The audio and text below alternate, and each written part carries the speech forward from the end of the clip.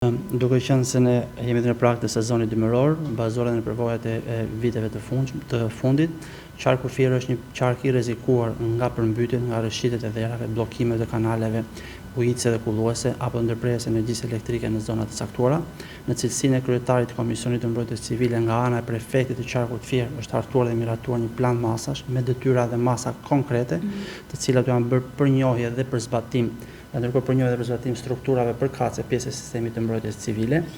Në kuadër të këtyre masave, ne dhe gjatë ditës sotme kemi thirrur një mbledhjen e Komisionit të Mbrojtjes Civile, nga ku presim që dhe bashkitë përkatëse apo dhe strukturat e tjera të sistemit të mbrojtjes civile të raportojnë mbi masat konkrete formale dhe jo formale të cilat ose masa strukturore të cilat janë marrë për menaxhimin e situatës së dimrit.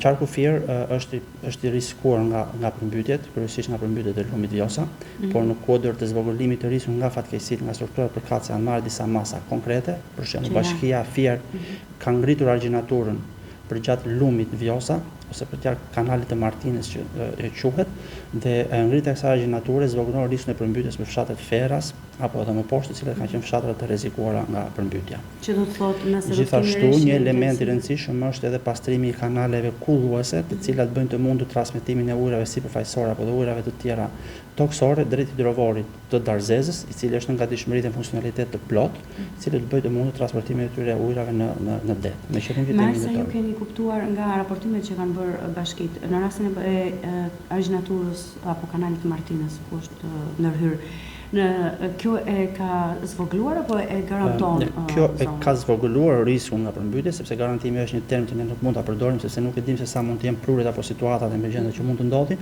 por nga historiku i ngjarjeve të fundit dhe kryesisht nga prurjet e masive të Vjosës gjatë vitit 2021, u testua kjo argjinaturë dhe u pa që nuk u kalua nga prurjet e lumit Vjosa.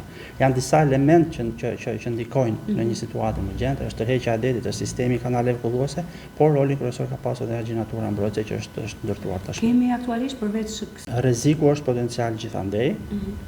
Kemi një risk në Brostar, ku ka një çedim të argjinaturës, për të cilën shkërkuan nga ana jonë dhe marrja masave konkrete për ngritjen e kësaj argjinature, por në vitet e fundit prurjet në lumin Sema kanë qenë jo të konsiderueshme dhe nuk ka pasur rrezik potencial për banorët. Gjithçka varet në këtë moment që flasim nga prurjet e lumit Sema.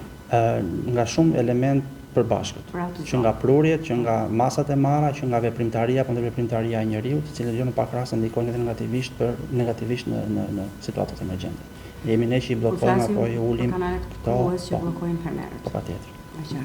Po sistemi i paralajmërimit të hershëm çfarë duhet përmirësoj konkretisht? Pra si duhet që të funksionojë për të garantuar në funksionim të... Unë do të thoja që sistemi i paralajmërimit të hershëm në qarkun Fier ka funksionuar në nivelin më të lartë të mundshëm. Kjo është parë edhe gjatë menaxhimit të situatave që patëm gjatë verës së kaluar, ku qarku Fier në krahasim me ato që ka ndodhur në rang kombëtar ishte një qark më pak i prekur dhe me dëme më pak në raport me ato që ka ndodhur në nivel kombëtar. Kjo për shkak të funksionimit të paralajmërimit të hershëm, të reagimit në kohë të strukturave të shërbimeve zarfikse përkatëse, të bashkimit reciprok dhe bashkëpunimit ndërmjet strukturave vendore apo strukturave qendrore. Paralajmërimi i hershëm konsiton në marrjen e masave dhe shkëmbimin në kohë të informacionit të rrezikut, në shpërndarjen e informacionit për rrezikun e mundshëm në komunitet, shpërndarja nëpërmjet mediave lokale, një bashkëpunim i të gjithë faktorëve, të cilët mund të sjellin domethënë shpërndarjen në kohë të informacionit, mbledhjen e informacionit, përcjelljen e informacionit me qëllim evidentimin e çdo problematike të mundshme. Që në kupton ndërhyrje për sistemi i paralajmërimit të hershëm ka në thelbin e saj dhënien e kohë të informacionit. Institucioni i prefektit të qarkut Fier merr çdo ditë nga Agjencia Kombëtare e Mbrojtjes Civile buletinin mbi rreziqet natyrore të përgatitur nga Gjoumi, ku aty parashikohen të dhëna për rreshje, për zjarre apo për kushte të tjera atmosferike. Në rastin e konstatojmë një situatë të parashikuar me një cënueshmëri të lartë, menjëherë bëjmë shpërndarjen e informacionit pranë strukturave vendore të mbrojtjes civile, pranë mediave apo edhe drejt për drejt në komunitete rrezikuara. Ky është një sistem paralajmërimi që konsiston në grumbullimin, marrjen dhe shpërndarjen e informacionit dhe të dhënave që janë për përkeqimin apo situatave të mundshme. Faleminderit.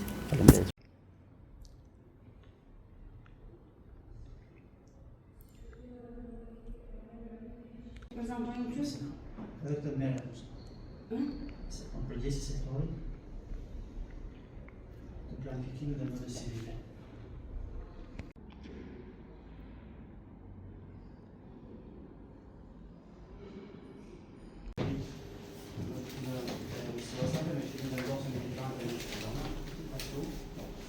përmirësim të infrastrukturës në rrugët koordinore dhe malore.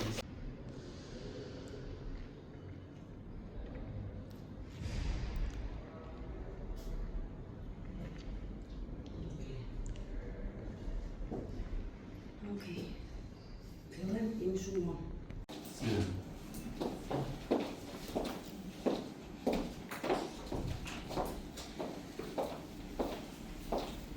E shoh.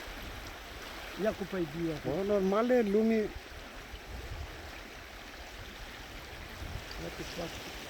Nga ana e tyre për angazhimin dhe menaxhimin e situatës në gjendje. Ka mangësi në disa nga njësitë e qeverisë vendore në repartin.